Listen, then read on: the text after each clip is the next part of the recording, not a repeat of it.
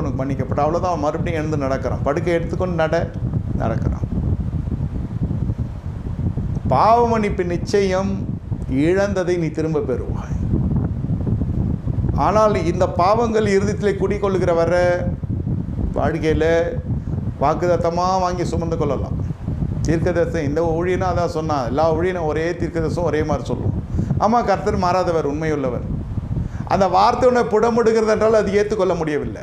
ஏன் அந்த வார்த்தை உங்களை புடமிடுகிறது?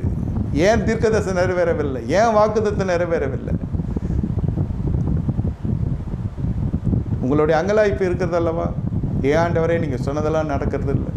வாக்குத்தத்தெல்லாம் பிரம்மாண்டமாக இருக்கு. என் வாழ்க்கை அதெல்லாம் இருந்தால் எங்கேயோ போயிருக்குமே வாழ்க்கை. நீ வாழ்க்கை சுத்தமாக சந்திக்கப்படவில்லை. எதனா மாறி இருக்கிறீங்களா? ஏதாவது மாறுதல் இருக்கிறதா? மறுரூபம் இருக்கிறதா? இல்லை. அதே வைராக்கியம், அதே கொந்தளிப்பு,